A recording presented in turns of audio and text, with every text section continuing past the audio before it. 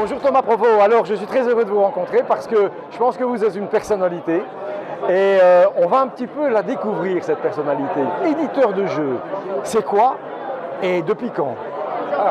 Alors c'est quoi C'est un peu comme un metteur en scène ou un metteur en scène de théâtre.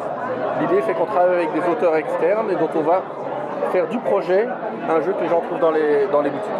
Donc il y a vraiment, et c'est pour ça que je fais le parallèle, pas avec le monde de l'édition littéraire, mais plutôt avec la réalisation cinématographique ou le théâtre, parce que c'est vraiment une œuvre à plusieurs mains. Dans un jeu de société, il n'y a pas que les règles, il va y avoir le matériel, les illustrations, le prix, la durée du jeu, etc. Et les éditeurs, en général, ont plus les mains dans le cambouis que dans la littérature. C'est-à-dire que la littérature, c'est vraiment un travail très solitaire, même si c'est quand même un travail avec l'éditeur, je grossis le trait. En tout cas, dans l'édition de jeu, comme nous, on le conçoit chez Playpunk, on joue le jeu avec l'auteur, on va le travailler, on va changer énormément de choses pour que ce prototype et cette idée géniale de l'auteur soit un produit accessible pour la famille ou pour les joueurs, etc. Donc il y a énormément de travail de développement et d'édition pour qu'on ait à la fin un produit final qui fait plaisir aux gens. Vous m'avez dit que vous êtes dans votre deuxième vie d'éditeur. Alors c'est quoi ça? Eh bien je ne suis plus si jeune. En fait, il y a 20 ans, avec Cédric Comon, on a monté une petite boîte qui s'appelle Repos Production. Et donc, on a édité Time's Up, par exemple, Seven Wonders, Concept, Just One, etc. Plusieurs jeux qui sont vendus à plusieurs millions d'exemplaires. On a vendu cette société il y a 3 ans à Asmodée. Et maintenant, moi, j'ai remonté avec un ami et qui est auteur de jeux, une boîte qui s'appelle Playpunk. Et voilà, dont le premier jeu qui s'appelle Captain Flip est sorti il y a 6 mois maintenant. Voilà, moi j'étais encore très jeune, je peux vous le dire. C'est pas comme moi parce que je suis ici dans cette manifestation qui est extraordinaire. Oui. Je ne m'attendais pas, à ce qu'elle soit aussi grande, à ce qu'il y ait autant de gens de qualité et à ce que je sois aussi perdu. Parce que moi, je suis un enfant unique. Alors c'est déjà compliqué d'avoir des jeux de société quand vos parents travaillent et que vous êtes tout seul. Moi j'ai créé des petits jeux comme ça aussi parce que voilà, j'ai appris à jouer tout seul. Mais évidemment, je n'avais pas de contact. Je les avais et c'est ce qui m'a permis de devenir écrivain, de devenir comédien, etc. J'ai fait d'autres choses, mais j'étais tout seul. Alors je me dis, je suis peut-être passé à côté de quelque chose, à côté de contact avec les gens, pas d'ouverture d'esprit parce que ça je l'avais, mais j'ai loupé quelque chose. Alors quand je vois les gens qui jouent maintenant ici, moi je suis resté avec le Monopoly. D'abord, est-ce que le Monopoly est un jeu moral ? Alors là, moi j'ai envie de dire non, parce que passer son temps à ruiner les autres, ça m'a jamais plu. Alors quand j'avais horreur finalement de certains jeux de société quand j'étais petit.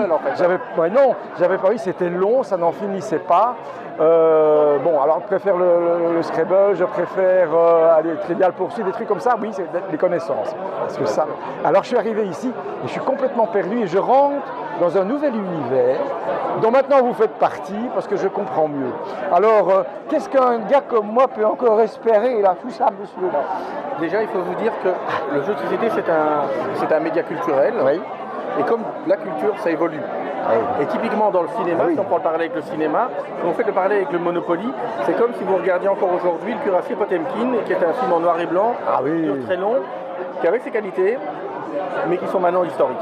Et donc, le média de jeu de société a évolué, et donc les tendances et les façons de travailler les jeux ne sont pas les mêmes qu'il y a 100 ans quand on a fait Monopoly. Donc les jeux sont plus rapides en général, plus simples, moins frustrants, etc. Donc c'est vraiment, quelque chose qui a évolué, qui s'est adapté aux envies, aux gens, et aussi à l'évolution. Attention, je vais dire un grand mot, du game design, c'est-à-dire vraiment l'art de faire des jeux. Il y a 100 ans, l'art de faire des jeux, il était à ses débuts, même si le jeu c'est ancestral et ça date de l'Antiquité. Depuis le temps moderne, ça a vraiment très très fort évolué. Comme dans le jeu vidéo, comme dans le jeu de société, vraiment maintenant les jeux sont mieux adaptés, mieux conçus, moins frustrants, plus simples, etc. Et il y a une place pour la famille dans tout ça. Bien sûr, il y a une place pour la famille, très très clairement. Et avec le Covid, entre autres, énormément de gens se sont découverts joueurs sont entrés dans le jeu de société, sachant que maintenant le jeu de société il est très riche comme tous les médias artistiques. Il y a pour les gens qui n'y connaissent pas encore grand chose, qui découvrent, et puis il y a des jeux pour les experts qui sont des vieux briscards j'allais dire du métier, c'est pas un métier, c'est une passion, mais voilà. Donc maintenant en tout cas clairement à l'heure d'aujourd'hui, le nombre de produits faciles, accessibles pour les gens qui n'y connaissent rien ou qui veulent découvrir le plaisir de jouer à des jeux de société modernes, le catalogue est vraiment très large. Et ben voilà, merci pour ça.